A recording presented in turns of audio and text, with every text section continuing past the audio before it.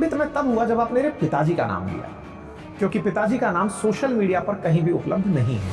कि जब आपको इतना पता है कि बाजार आज गिरेगा, आपको पता है कि युद्ध तब रुक जाएगा, वर्ल्ड वॉर 3 तब होगा, तो फिर आज आपको ये क्यों नहीं पता कि यहाँ पर इतनी बड़ी दुर्घटना होने वाली है। मुख्यमंत्री महोदय, आप इस दुर्घटना को रुकवाइए, एक बहुत बड़ी भगदड़ होने वाली है। नागेश्वर सरकार जो कार्य कर रहे हैं वो गलत कार्य तो नहीं कर रहे हैं। 26 साल के युवा ने आकर के पूरे विश्व को सनातन संस्कृति से ओतप्रोत कर दिया कि हमारे देश में सनातन के नाम पर जितनी भी जागृतियां हैं वो चमत्कार से अभिभूत होकर आती हैं। ज्ञान के प्रति लोगों के अंदर आस्था नहीं है, लेकिन जब कोई चमत्कार का उपयोग करके जनता के सामने उपस्थित होता है तो उसके सामने मजमा उमड़ पड़ता है। किसने दिए? पुरुषों ने ही तो दिए अवसर। आज जो आईएएस बन के बैठी है, आईपीएस बन के बैठी है, हम लोगों ने तो आगे स्वीकार्यता बढ़ाई।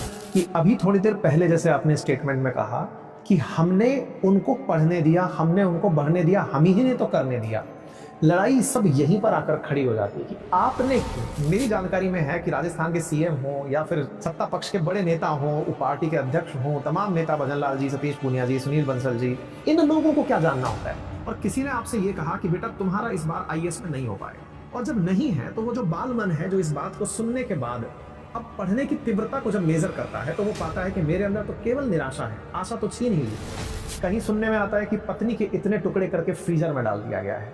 ये पति पत्नी का जो रिश्ता है उससे कई नवयुवक विवाह से डरने लगे हैं, नव युवतियां विवाह से डरने लगी। कि अभी थोड़ी देर पहले जैसे आपने स्टेटमेंट में कहा कि हमने उनको पढ़ने दिया, हमने उनको बढ़ने दिया, हम ही ने तो करने दिया। लड़ाई सब यहीं पर आकर खड़ी हो जाती है कि आपने क्यों। जब तक हम धर्म की शास्त्र मर्यादा का पालन करेंगे तब तक हम वंदनीय हैं। शास्त्र मर्यादा का जैसे ही हमने विरोध किया हम निंदनीय होंगे और हमें अधिक दंड भोगना पड़ेगा। तलाकशुदा और सिंगल, इन दोनों के बीच में भेद करने वाला भी तो समाज ही है, जिसने उसे तलाक के डर से लिव इन के लिए मजबूर किया। प्राइवेसी के लिहाज से मैं मैक्सिमम चीजों को इसमें बीप करूंगा ताकि मेरी चीज इतनी पब्लिक ना हो जाए।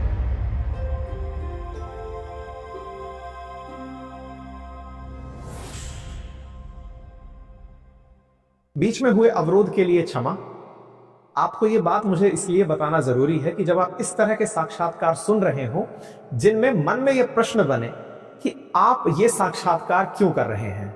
कुछ समय पहले जादूगर दिखाते हैं, कभी राजनेता दिखाते हैं, कभी राजा दिखाते हैं, कभी पंडित ले आते हैं, कभी किसी आश्रम से किसी व्यक्ति को ले आते हैं, कभी किसी धर्म के मानने वाले को ले आते हैं।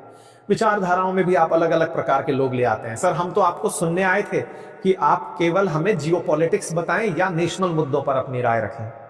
मेरा मानना है कि विचारों में अगर अच्छा समागम हो, हमारे पास ये अवसर उपलब्ध हो कि हम लोगों को सुन पाएं, उनके विचारों को स्थान दे पाएं, तो ये एक बहुत सराहनीय प्रयास हो सकता है। मेरा केवल आपसे अनुरोध ये रहेगा कि जब भी आप इस तरह के किसी सेशन को सुने तो अपने किसी भी पूर्वाग्रह को साइड में हटाकर सुने।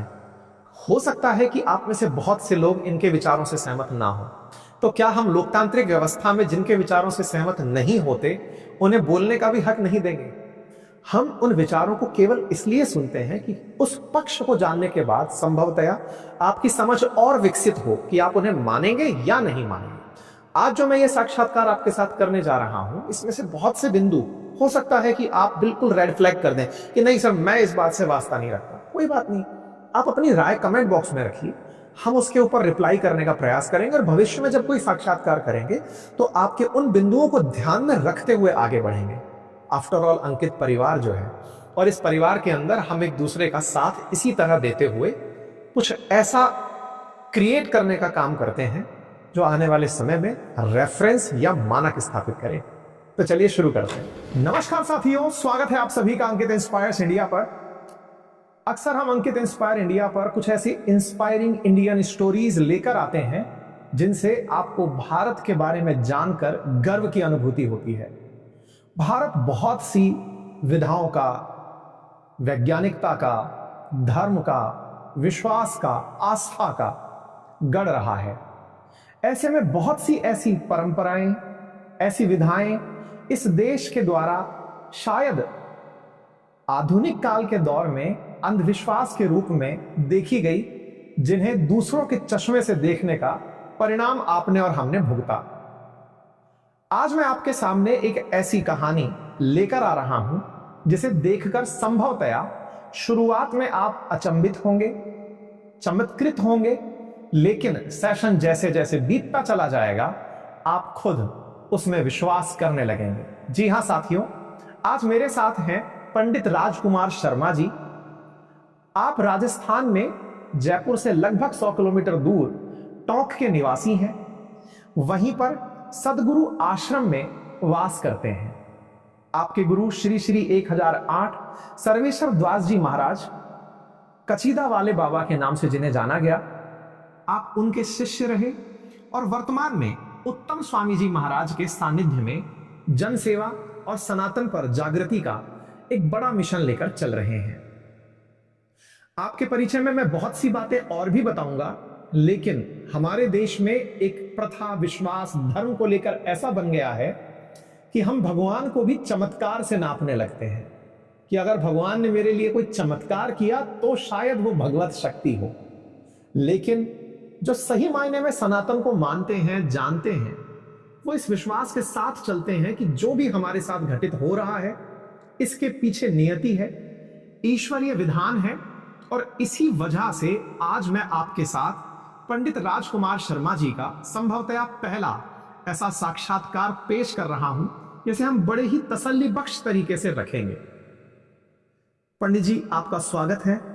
जय सनातन, जय गुरुदेव, जय मां बदले। बहुत बहुत धन्यवाद कि आपने इतना समय हमारे लिए निकाला। मैं आपके व्यस्तता से परिचित हूं। जयपुर में आपका वर्तमान में प्रवास चल रहा है और जब मैं आपसे मुलाकात करने गया तो मैं ये देखकर बड़ा ही अचंभित भी था और खुश भी था। खुश इसलिए कि सनातन के प्रति लोगों के मन में इतनी आस्था कि आपसे लोग धर्म पर चर्चा करने के लिए एकत्रित थे, और अचंभित इसलिए कि उस लाइन में संभवतः जयपुर का या कहे तो राजस्थान का हर बड़ा आदमी लाइन में लगा हुआ था। मैं इसे धर्म की ही जीत मानता हूं, लेकिन जब मैं ये बात ऑन कैमरा बोलता हूं तो लोगों को इसमें अंधविश्वास की बू आने लगती है। आज के सेशन में हम खुलकर इन सब बातों पर चर्चा करेंगे जी। लेकिन मेरा आपसे जो प्रथम वास्ता पड़ा, जिस वास्ते को लेकर के आज मैं आपके साथ ऑन कैमरा हूं, जिससे मैं बड़ा ही अचंभित हुआ, वो मैं आपके साथ वाकया ऑन कैमरा फिर से साझा कर रहा हूं। संभवतः आपको ये याद ना हो। मेरे एक मित्र हैं, उन्होंने मुझे एक फोन किया और कहा कि अंकित जी, आज मैं आपको एक ऐसे व्यक्ति से बात कराऊंगा, आप उपलब्ध रहिएगा। लगभग यही समय था। जनरली इस समय पर मैं अपनी टीम के साथ वार्ता में होता हूं। मैंने कहा सर, मैं टीम मीटिंग में रहूंगा उस समय पर। बोले फिर भी आप फोन ऑन रखिएगा, मैं एक फोन कॉल कराऊंगा आपको। मैंने कहा ठीक है, आप बोल रहे हैं तो मैं निश्चित ही करूंगा। मैंने वही कार्य किया। उन्होंने 10 मिनट के अंतराल में मुझे एक फोन किया और फिर उस फोन पर मुझसे यह कहा गया, मैंने कहा कि आप किससे बात करा रहे हैं? बोले बस आप एक बार के लिए फोन पर जुड़े रहिए। उन्होंने दूसरा कॉल फिर आपको किया और कॉल मर्ज कर दिया। मुझे यह जानकारी नहीं थी कि फोन के उस पार आप हैं। चूंकि मैं आपसे पूर्व परिचित नहीं था, मेरे लिए बड़ा ही जो हो रहा था आश्चर्यजनक था। आप दूसरी तरफ थे और आपने मेरे से मेरा नाम पूछा। 3 बार आपने मेरे से मेरा नाम पूछा। मैं अपना नाम बताया और आपने तत्काल प्रभाव से मेरी बेटी का नाम बताया। आपने मेरी बड़ी बेटी का नाम बताया, उनके घर के नाम बताए। यहां तक सब ठीक था। यहां तक सब ठीक इसलिए भी था क्योंकि मैं सोशल मीडिया पर लंबे समय से हूं। मुझे नहीं पता था कि आप कौन हैं, लेकिन यह जरूर पता चल चुका था कि जो भी हैं वो मुझे बहुत अच्छे से जान चुके हैं। मेरे परिवार के बारे में आपने मेरी वाइफ का नाम लिया। अचंभित मैं तब हुआ जब आपने मेरे पिताजी का नाम लिया, क्योंकि पिताजी का नाम सोशल मीडिया पर कहीं भी उपलब्ध नहीं है। मैं इस बात से आश्चर्यजनक तरीके से पूछने के लिए विवश हुआ कि ये क्या है। तब आपने कहा कि अब यहां से आगे की बात आपको कैमरे पे बताई जाएगी। और उस घटना के बाद संभवतः आज हम आपके साथ में हैं। साथियों, ये जो मैं बात आपके सामने कर रहा हूं, इसके पीछे का प्रयोजन मेरे अपने अनुभव हैं जो मैं आपके सामने कैमरे पर साझा कर रहा हूं। मैं आपसे इसी बात को जानकर मिलने के लिए बड़ा जिज्ञासु हुआ और मैंने आपसे निवेदन किया कि अगर मेरी और आपकी वार्ता ऑन कैमरा हो जाए तो जो भी होगा वो मेरे लिए भी अचंभित करने से कम नहीं होगा। तो सबसे पहले पंडित जी, स्वामी जी, प्रभु जी, जिस भी प्रकार का नाम आप स्वीकार करें, मैं पंडित राजकुमार शर्मा जी से संबोधन कर रहा हूं कि कृपया आप सबसे पहले मुझे यह बताएं कि आपने वो फोन पर यह काम किया कैसे। मूकम करोति वाचालम पंगुम लंघयते गिरि यत् कृपा तमहम वंदे परमानंद माधव। जब उसकी कृपा होती है तो गूंगा भी बोलने लग जाता है, लंगड़ा भी बड़े बड़े गिरी शिखरों को पार कर जाता है। तो ये सब ईश्वरीय कृपा है। पारमार्थिक व्यवस्थाएं कृपा साध्य है, क्रिया साध्य नहीं है। हमारे गुरुदेव सदगुरुदेव कचिदा वाले बाबा की परम कृपा से, उनके आशीर्वाद से जब कोई हमें प्रश्न करता है तो प्रश्नकर्ता के मन में जैसा वो हमें आदेश देते हैं, हम तो उनके यंत्रवत है। जिसके लिए वो आदेश देते हैं उसके लिए हम बता देते हैं, और आवश्यक नहीं है कि सबके लिए बता पाए। हम किसी तरह का कोई दावा नहीं करते, किसी तरह की कोई बात नहीं करते। आपका अचानक जिस तरह से आपको ने कहा, मुझे भी आपके विषय में कोई उन्होंने पूर्व परिचय नहीं दिया था कि मैं किससे बात करवाने जा रहा हूं। आपसे बात हुई, 3 बार आपका नाम पूछा। नाम पूछने के बाद जो मुझे प्रेरणा, अंतर प्रेरणा जो मुझे हुई अपने गुरु कृपा से, भगवती के इष्ट की कृपा से जो अंतर प्रेरणा हुई, जब हम बोलने लगते हैं तो हमें लगता है कि हम नहीं, कोई और बोल रहा है हमारे मुखमंडल के माध्यम से, हम तो निमित्त मात्र हैं। वो मैं स्वतः ही बोलता चला गया। इसको आप चमत्कार मान रहे हैं, और ये जो हम आज कर रहे हैं ये प्रचार नहीं है, हमारा सांस्कृतिक पुनर्जागरण है। हमारा वेदों का, ऋषियों का, हमारे ग्रंथों का, हमारी संस्कृति का एक पुनर्जागरण है। हमारे जो सांस्कृतिक मूल्य, अनादिकाल से जो सांस्कृतिक मूल्य चले आ रहे हैं, उन सांस्कृतिक मूल्यों का एक पुनर्जागरण हम कर रहे हैं। हमारी युवा पीढ़ी को, हम विश्व गुरु थे, क्यों थे? हमारे इन सांस्कृतिक मूल्यों के कारण ही हम विश्व गुरु थे। ये वेदों का, शास्त्रों का, ग्रंथों का, ऋषियों की, मुनियों की, तपस्वियों की साधना का, उनके तप का एक छोटा सा प्रसाद है जो आप देख रहे हैं। पंडित जी महाराज, हमने आपके साथ जो फोन पे किया, कुछ वैसा हमने टीवी पे इन दिनों बागेश्वर बाबा के साथ देखा। वो व्यक्ति को सामने बिठाते हैं, उसके बारे में कुछ पर्ची लिखना शुरू करते हैं, और ऐसे प्रयास बहुत से लोगों ने किए कि उनको डिकोड किया जाए कि वो कैसे करते हैं। लगभग लोग निष्फल रहे, क्योंकि वो नहीं डिकोड कर पाए कि वो कैसे ये काम करते हैं। कुछ लोग निकल कर आए, जिसमें से सुहानी शाह का नाम काफी चर्चा में आया, जिसमें उन्होंने ये कहा कि ये मेंटलिस्ट होते हैं, लोगों का दिमाग पढ़ करके ये बात जानते हैं। हाल ही में हमने एक जादूगर हैं ओपी शर्मा, उनका इंटरव्यू भी किया था। हमने इस बात को बड़ी क्यूरोसिटी से जानना चाहा कि क्या ये कोई जादू है या कोई विधा है।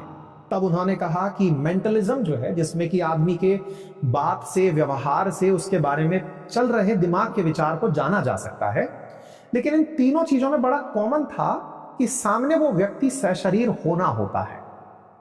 आपके साथ जो मुझे बहुत अचंभित करने वाली बात थी वो ये कि आपने फोन पर मेरे नाम को सुनकर मेरी जानकारी जुटाई।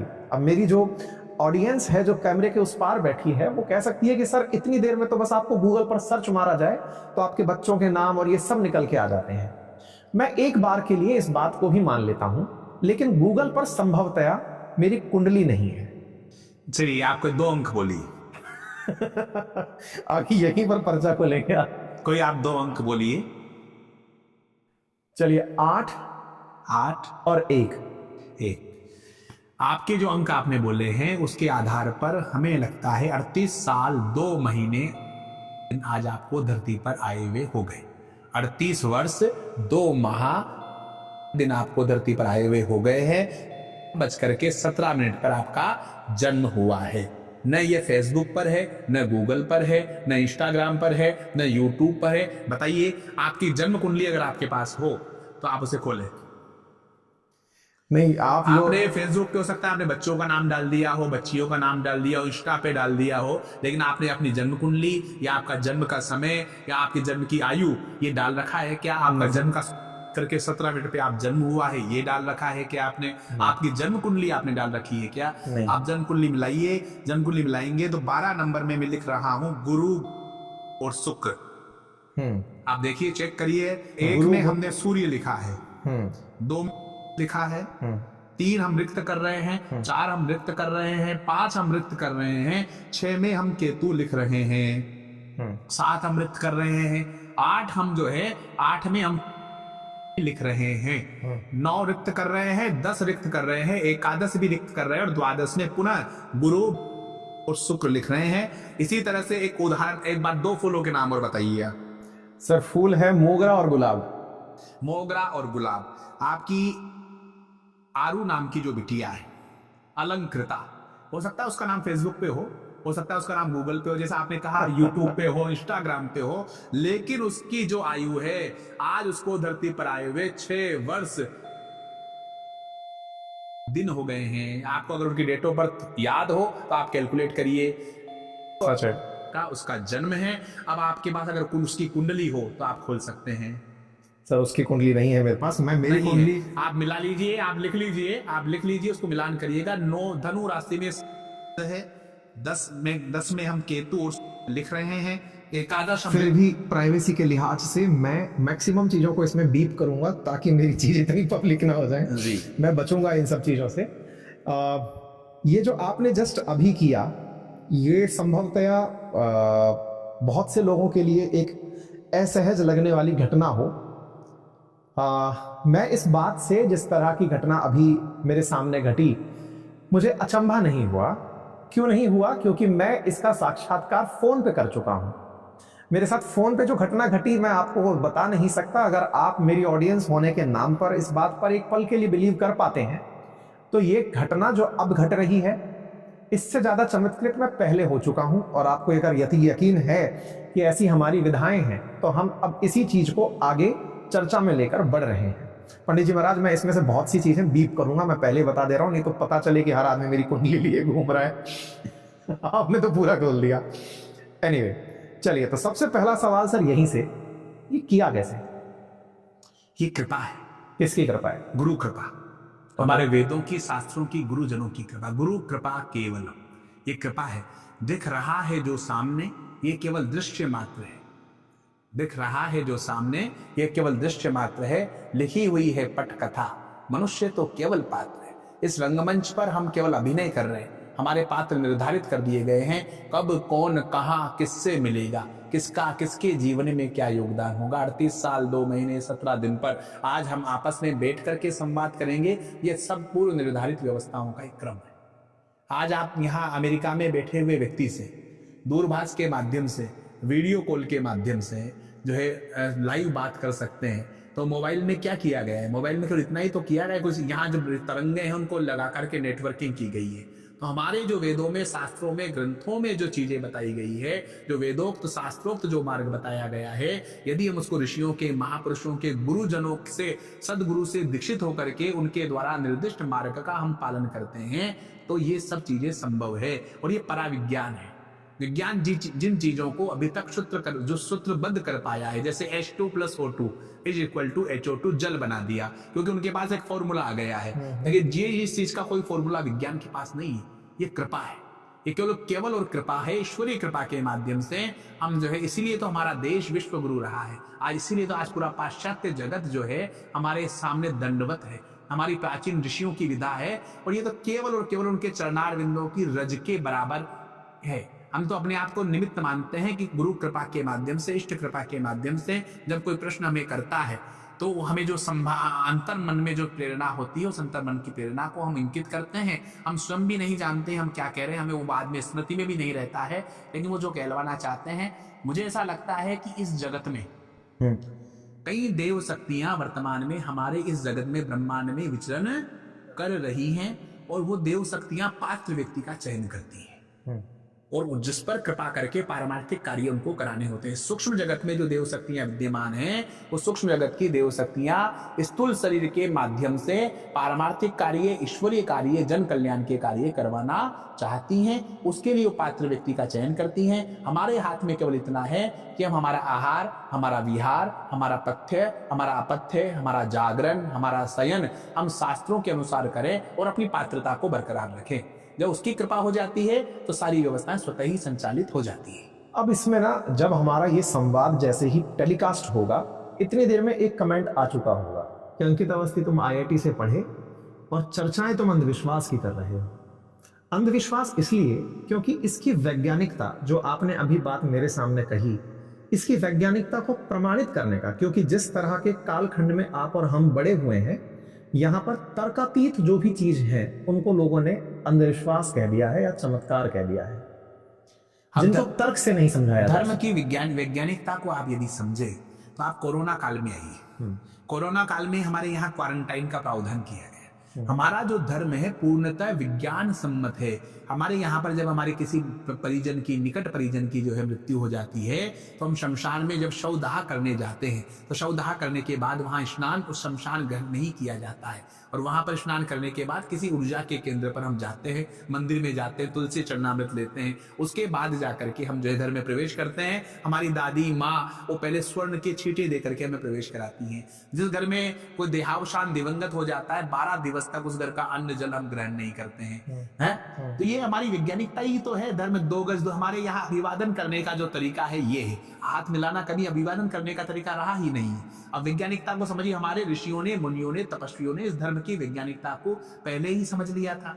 लेकिन वो जानते थे कि मानव इतना स्वार्थी है, सुर नर मुनि जन की यह है रीति, स्वार्थ बिन करे न कोई प्रीति, बिना स्वार्थ के कोई प्रेम नहीं करेगा। इसलिए उन्होंने इन घटनाओं में भय का आरोपण किया, ताकि विज्ञान सम्मत व्यवस्थाएं अनादि काल तक चलती रहे।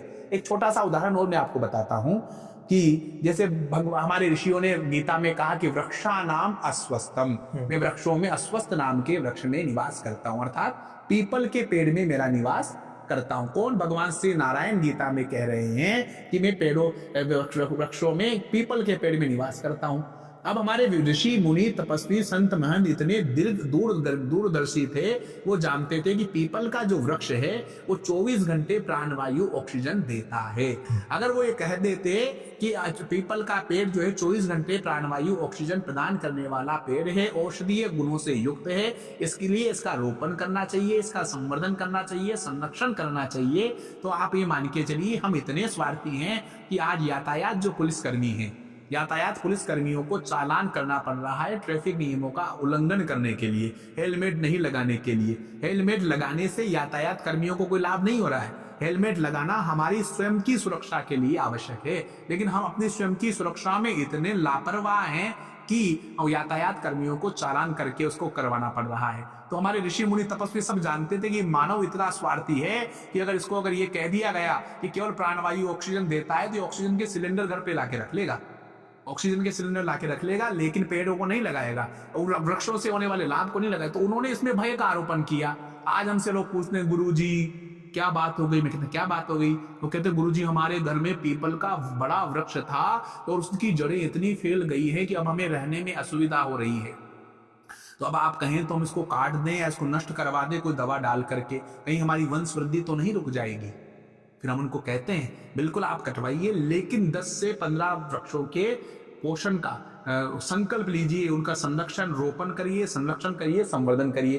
तो हमारी धर्म की, आप अगर धर्म का गहन अध्ययन करेंगे तो हमारा धर्म तो पूर्ण वैज्ञानिक है और परावैज्ञानिक है। हमारे जो वायुयान जिसकी आप बात कर रहे हैं, तो ये तो पुष्पक विमान आदि तो हमारे पूर्व से ही चले आ रहे हैं। हमारे पास तो वो जो टेक्नोलॉजी थी, आज हमारे 50 रुपए का पंचांग हमें ये बता रहा है कि आने वाले 50 वर्षों के बाद कब सूर्य ग्रहण होना है, कब चंद्र ग्रहण होना है, जिसके लिए नासा को या अन्य वैज्ञानिकों को करोड़ों अरबों रुपए खर्च करने पड़ रहे हैं, वो हमारे 50 रुपए के पंचांग में लिखा हुआ है। भूगर्भ में क्या होने वाला है, भूकंप कब आ सकता है, ये सारी गणनाएं हमारे ऋषियों ने, मुनियों ने पंचांग में लिपिबद्ध की है, जो आपको सार्वजनिक जीवन में उपलब्ध है। इतनी सहजता से, इतनी सरलता से उन्होंने सब चीजों को उपलब्ध करवा दिया। जो विधा अभी आपने प्रदर्शित की, इस विधा से जिसमें कि देखने वाली जनता इस समय चमत्कृत होगी, ये विधा केवल आप तक ही क्यों पहुंची?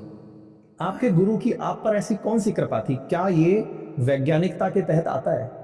देखिए, आयु कर्म वित्तम च विद्या निधनमेव च पंच एतानि सृजयन्ते गर्भस्थ एव देहिन, गर्भस्थ एव देहिन। अब आज हम बात कर रहे हैं कि आज डायबिटीज का हेरेडिटी से स्थानांतरण हो रहा है, आज थायराइड का हेरेडिटी से स्थानांतरण। डॉक्टर्स कहते हैं कि आपके दादाजी को, दादी जी को, या आपके ननिहाल पक्ष में किसी को थायराइड था, किसी को डायबिटीज थी, तो वो क्यों मानते हैं कि आपको डायबिटीज होगी, आपको सावधान रहना पड़ेगा? वो कहते हैं कि आप शुगर कम लीजिए क्योंकि आपके पिताजी को थायराइड था, वो हेरेडिटी से आपके अंदर आ जाएगा, कहते हैं ना। इसी तरह से हमारे कुल में एक ब्रह्म ऋषि हुए पंडित राम कुमार जी शर्मा, हमारे दादाजी के पिताजी के भाई थे, वो अविवाहित थे, वो देवी के उपासक थे। कौन से देवी के? भगवती के उपासक थे, माँ भगवती स्वरूपा साम्राज्य लक्ष्मी के उपासक थे। जिस तरह से आप मुझसे बात कर रहे हैं, उस तरह से वो देवी से बात किया करते थे। अब वो हमारी हेरिडिटी में, रक्त में था। जैसे बागेश्वर सरकार जो कार्य कर रहे हैं, बागेश्वर सरकार जो कार्य कर रहे हैं, कुदरत कार्य तो नहीं कर रहे हैं। आज एक 26 साल के युवा ने, 26 साल के युवा ने आकर के पूरे विश्व को सनातन संस्कृति से ओतप्रोत कर दिया, पूरे विश्व को सनातन की व्यवस्थाओं से जोड़ दिया। आज पूरा पाश्चात्य जगत हमारी संस्कृति के सामने नतमस्तक पड़ा है। सनातन का प्रचार प्रसार करना, वेदों का प्रचार प्रसार करना, सभी लोगों को जातिवाद से एकजुट करना, ये कोई गलत कार्य तो नहीं है, और ईश्वरीय शक्तियां इन कार्यों को करा रही है। तो इसी तरह से उनके भी रक्त में व्यवस्था थी, कोई ना कोई उनके पूर्वज ऐसे थे। इसी तरह हमारे जो पूर्वज थे, हमें बाल्यावस्था से ही उनकी कृपा का आभास होता था। अब जो व्यवस्थाएं हम बाई बर्थ लेके आए, हेरेडिटी से लेके आए हैं, गुरु मिलते हैं, सदगुरु जब मिलते हैं तो उस चीज को पहचान लेते हैं। महापुरुष क्या होते हैं? तत्वज्ञ होते हैं। वो किसी भी व्यक्ति की, जैसे अंकित जी से आज मेरी भेंट हुई, तो मैं हमारे परिचय की या हमारी प्रगाढ़ता का जो आकलन है वो आज के भौतिक युग की दूरी से नहीं करते। वो लोग तत्वज्ञ क्या करते? जन्म जन्मांतर से अंकित जी का मुझसे क्या संबंध रहा है और मुझे इनको इस जन्म में क्या व्यवस्था देनी है। तो सदगुरु गुरुदेव हमारे कशीदा वाले बाबा की हमारे ऊपर कृपा हुई। इससे पहले एक झा गुरु जी थे, उनसे हम मिले। उसके बाद एक महेश जी गुरु जी हैं यहाँ वनस्थली के, उनसे हमारी भेंट हुई, जो श्री विद्या के उपासक है। इस तरह से गुरु परंपरा के उत्तम स्वामी जी महाराज जो ध्यान योगी हैं, बांसवाड़ा त्रिपुर सुंदरी में उन्होंने एक आश्रम बना रखा है और अभी वर्तमान में वंचित वर्ग को अध्यात्म से जोड़ने का कार्य कर रहे हैं। पूरे सनातन की जो अलग है, पूरे विश्व में सनातन की अलग जगा रहे हैं। 50 वर्ष की उनकी आयु है और पूरे भारतवर्ष में जो है उन्होंने सनातन को, वेदों को, शास्त्रों को, ग्रंथों को जातिवाद से, पाखंडों से दूर करने का प्रयास कर रहे हैं। तो गुरु परंपरा के माध्यम से हमें ये सब चीजें प्राप्त होती गई, क्योंकि हमारे कुल में ये व्यवस्था पहले से ही विद्यमान थी। क्योंकि आपने अभी बागेश्वर धाम जी का जिक्र किया, हाल ही में किसी ना किसी कारण से तो लोग सुर्खी में बने ही रहते हैं, लेकिन मैंने जब ऑब्जर्व किया उन्हें, मैं उनकी विधा को ये मानता हूं। जैसे मैं कई बार मेरे सेशंस में जब भी जिक्र हुआ है बागेश्वर धाम सरकार का, तो मैंने यही कहा है कि अगर इस बात को कोई प्लांट भी करे, प्लांट से मतलब है कि अगर 15-20 लोगों को पहले से बागेश्वर धाम को याद करा दिया जाए, धीरेन्द्र शास्त्री जी को याद करा दिया जाए कि ये 15 लोग आपके सामने आएंगे, इनके बारे में ये जानकारी आपको देनी है, इनके बारे में आपको ये प्रश्न दिमाग में रखने हैं, तो भी मैं अक्सर इस बारे में, मेरी एक रील भी बहुत वायरल हुई जिसमें मैंने ये कहा था कि ये कोई आईएएस भी बैठा होना सामने, उसके लिए भी बहुत मुश्किल काम है। हर दिन आपके सामने 50 लोग आए और आप एकदम शब्दशः उसके बारे में जानकारी दें। निश्चित ही कोई तो विधा है, वैज्ञानिकता से अगर उसे नहीं समझा सकते तो हम यही मान सकते हैं कि विज्ञान को अभी और ज्यादा बढ़ने की आवश्यकता है, क्योंकि ये हर दिन कुछ ना कुछ नवाचार करती है और संभवतया एक दिन ये भी शोध का विषय होगा कि लोग इस तरह की चीजें कर कैसे पाते हैं। लेकिन सर, मेरा सवाल जो इसमें जुड़ता है ना, अक्सर वो ये होता है कि हमारे देश में सनातन के नाम पर जितनी भी जागृतियां हैं वो चमत्कार से अभिभूत होकर आती हैं। ज्ञान के प्रति लोगों के अंदर आस्था नहीं है। ज्ञान में, जैसे हम बात करें अगर किसी रामायण पाठ की, गीता के ज्ञान की, बहुत अच्छे अच्छे संस्कारों की, बहुत सारे गुरुजन, बहुत सारे दिव्य पुरुष अपने अपने सभा में बहुत अच्छा अच्छा ज्ञान प्रेषित कर रहे हैं। लेकिन जब कोई चमत्कार का उपयोग करके जनता के सामने उपस्थित होता है तो उसके सामने मजमा उमड़ पड़ता है। आज की ही मैं अपडेट बताऊं आपको, तो आज उनका जन्मदिन है जिस दिन आप और मैं इस चीज को शूट कर रहे हैं, और आज उनके यहाँ पर एक हादसा हुआ है, भगदड़ की घटना है जो सुनने में आई है, और किसी व्यक्ति की मृत्यु की भी खबर है। ये जनता जो चमत्कार देखने आई है, विटनेस होने आई है कि ये कैसे हो रहा है, क्या आपको ये नहीं लगता कि सनातन चमत्कार दिखा करके अपनी तरफ आकर्षित करने की कला नहीं है? देखिए, चमत्कार को नमस्कार हमारे प्रारंभ से ही रहा है। आप सनातन में देखें, व्यवसायिक जीवन में देख लें, आर्थिक प्रारंभ, पारिवारिक जीवन में देख लें, किसी भी जीवन में देख लें, लेकिन चमत्कार करके उसका लक्ष्य क्या है? उसका लक्ष्य परमात्मा से जोड़ना। निर्मल बाबा की तरह कचौरी या पकौड़ी से नहीं जोड़ना कि कृपा पताशी पर रुकी हुई है। उनका लक्ष्य हनुमान जी महाराज से जोड़ना, बागेश्वर बाबा से जोड़ना, या हमारा लक्ष्य देवी से जोड़ना, ईश्वर से जोड़ना, वेदों से जोड़ना, शास्त्रों से जोड़ना। हमारा लक्ष्य पवित्र होना चाहिए कि मानव स्वार्थी है, मानव बिना स्वार्थ के किसी से प्रेम करता नहीं मिला रास्ता तो बदल गई आस्था। मनुष्य ऐसा है, तो उसको चमत्कार दिखा करके अल्टीमेटली आपका लक्ष्य क्या है? साध्य की पवित्रता है। पवित्रता किसकी है? साध्य की, साधन की पवित्रता नहीं। अगर चमत्कार के बनने से कोई व्यक्ति धर्म के मार्ग पे चले, शिष्टाचार के मार्ग पे चले, वेदों के मार्ग पे चले, अपने कर्तव्य कर्मों को ईमानदारी से करने लगे, आस्तिक हो जाए, दुष्प्रवृत्तियों से दूर हो जाए, नकारात्मकता से दूर हो जाए और परमात्मा तत्व से जुड़ करके अपने कर्म ही पूजा है सिद्धांत को मान ले, तो इसमें क्या बुराई है? क्या चमत्कार दिखा करके ईश्वर से जोड़ना गलत है? क्या चमत्कार दिखा करके अभिभावकों की सेवा कराना गलत है? क्या चमत्कार दिखा करके पारिवारिक जो हमारे सांस्कृतिक मूल्य हैं उनको आगे बढ़ाना गलत है? अगर इस चीज से, चमत्कार से लोग एकजुट होकर के हमारी संस्कृति की ओर लौट रहे हैं, अपने कर्तव्यों का पालन कर पा रहे हैं, ईश्वर से जुड़ रहे हैं, पर कर्म ही पूजा है सिद्धांत को स्थापित करने, तो क्या बुराई है? बिल्कुल सत्य है, इसमें बुराई नहीं है, लेकिन होता यह है कि जो व्यक्ति इस राह पर चल रहा होता है, कुछ समय बाद वो खुद पूजनीय हो जाता है। लोग उस व्यक्ति के चमत्कार को नमन करने लगते हैं, उसके, जैसे आपने अभी कहा, साध्य और साधन, उस साधन में विश्वास रखने लगते हैं, साध्य को बाईपास कर देते हैं। बहुत अच्छा प्रश्न आपने किया। देखिए, जो लोग साध्य को बाईपास कर देते हैं, अब मैं आपको एक उदाहरण के माध्यम से बताता हूं कि हमारे यहाँ कई संत परंपरा में कई लोग संत हमारे कलंकित हुए, जिनको कारावास भी जो लोग भोग रहे हैं। तो मैं आपको एक उदाहरण बताता हूं। जैसे पीपल का पेड़ है, पीपल के वृक्ष की हम पूजा करते हैं, उसके नीचे दीपक लगाते हैं, उसकी परिक्रमा करते हैं और उसको प्रणाम करते हैं। बिल्कुल। तो पीपल को जब हम प्रणाम करते हैं तो पीपल के पर लगे हुए सभी जो पत्ते हैं उनकी भी पूजा हो जाती है, या फिर एक एक पत्ते को तोड़ के पूजा तो नहीं करते। नहीं, ठीक बात। पीपल की जब हम पूजा करते हैं, उसके दीपक लगाते हैं, उसकी प्रदक्षिणा करते हैं, तो पीपल पर लगे हुए प्रत्येक पत्ते की पूजा स्वतः ही हो जाती है। मतलब वो जो है वो पूजा, वो पीपल का जो पत्ता है वो भी वंदनीय हो जाता है। इसमें कहा वंदे बोधमयम नित्यम गुरुम शंकर रूपिणम यमाश्रितो हि वक्रोपि चंद्र सर्वत्र वंदयते। वो गुरु तत्व ऐसा है, ईश्वरीय तत्व ऐसा है जिसकी शरण में जाने पर वक्र चंद्रमा भी पूजन हो जाता है। वक्र टेढ़े चंद्रमा को भी हम जो है जल चढ़ाते हैं, उसकी भी पूजा करते हैं, ठीक है। लेकिन जैसे ही वो पीपल का पत्ता पीपल के पेड़ से नीचे गिर जाता है तो हम उस पर लघु शंका करते हैं, टॉयलेट करते हैं। उस टॉयलेट करते समय हम सोचते नहीं, और पीपल का पत्ता है। इसलिए ऐसे हम जैसे जो धर्माचार्य हैं, भागेश्वर सरकार हो, मैं हूं, या आसाराम बापू या कोई राम रहीम हो या कोई भी हो, उनकी वो जब तक वंदनीय हैं, जब तक वो ईश्वरीय व्यवस्था से, ईश्वरीय संविधान से जुड़े हुए हैं, तब तक उनकी पूजा होगी। पर जिन्होंने संस्कृति का विघ्न किया, अगर राजकुमार शर्मा कल कोई मान लीजिए ऐसा गलत कर्म करता है तो मेरी निंदा होनी ही चाहिए, निश्चित रूप से होनी चाहिए। जिस तरह से पीपल का पत्ता जब पीपल से जुड़ा हुआ था तब तक वो वंदनीय था, जैसे ही नीचे गिरा लोग उस पर लघु शंका करने लगे। तो इसमें कोई बात नहीं, अवश्यमेव भोक्तव्यम शुभाशुभम यत्कर्मम। जो भी शुभ अशुभ हमने किया है वो हमें भोगना ही पड़ेगा। और जो धर्म के क्षेत्र में आकर के आडंबरों को, पाखंडों को करते हैं, जब तक हम धर्म की शास्त्र मर्यादा का पालन करेंगे तब तक हम वंदनीय हैं। शास्त्र मर्यादा का जैसे ही हमने विरोध किया हम निंदनीय होंगे और हमें अधिक दंड भोगना पड़ेगा।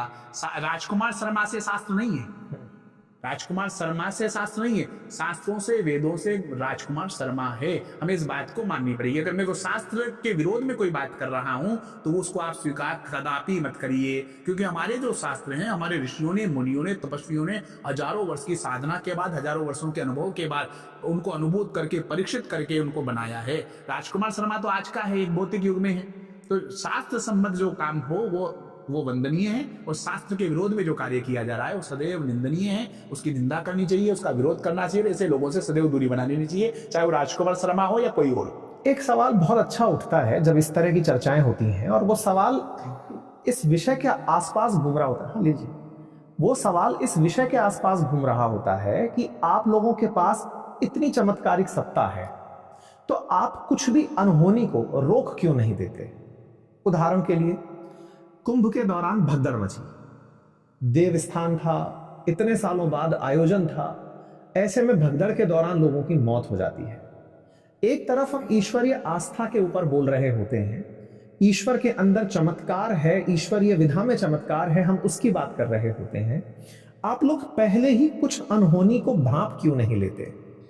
किसी अपराधी को अगर मान लीजिए सजा मिले, किसी अपराधी को दंड मिल रहा हो, तो क्या जज उसको बदल सकता है।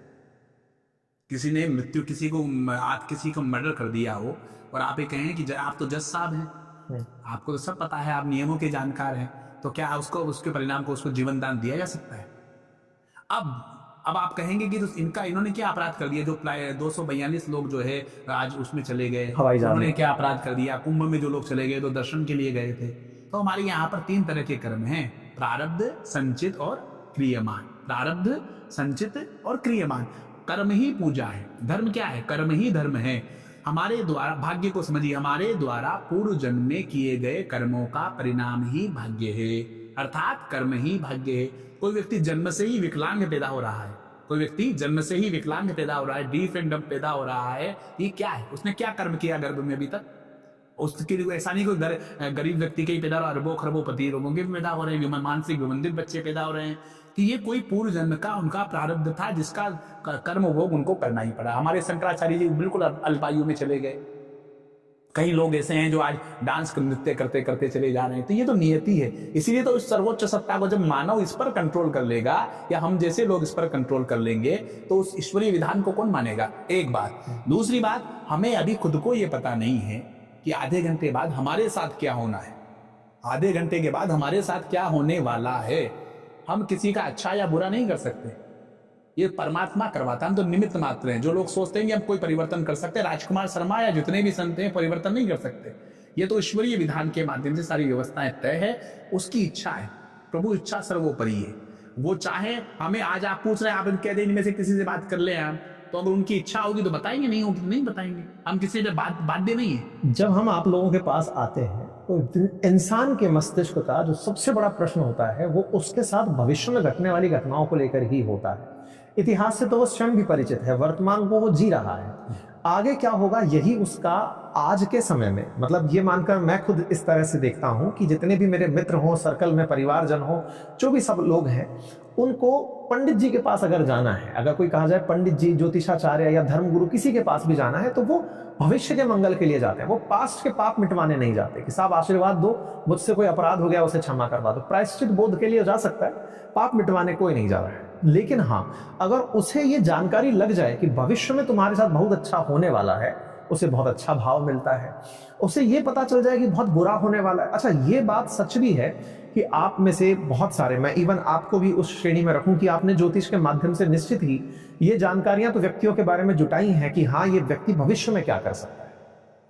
इसी वजह से मेरा प्रश्न बना था, ज्योतिष जब आपको ये बात बता रहा है कि भविष्य में ये घटना घटी है, मैं बहुत सारे ऐसे धर्माचार्यों को देखता हूं, पंडितों को देखता हूं, जो क्लेम कर रहे होते हैं दुनिया में चल रहे युद्ध पे, भारत पाकिस्तान के युद्ध पे, आतंकवाद की घटना पे, महंगाई पर, शेयर बाजार पर। आजकल तो इतना विधान आ गया कि बहुत से पंडित लोग मार्केट तक बता दे रहे हैं कि आज बाजार गिरेगा, इस तरह की कुंडली चल रही है। ये जो सवाल है ना, जब इतना सब कुछ पता है, अब मुझे ये समझ नहीं आता कि जब आपको इतना पता है कि बाजार आज गिरेगा, आपको पता है कि युद्ध तब रुक जाएगा, वर्ल्ड वॉर 3 तब होगा, तो फिर आज आपको ये क्यों नहीं पता कि यहां पर इतनी बड़ी दुर्घटना होने वाली है, मुख्यमंत्री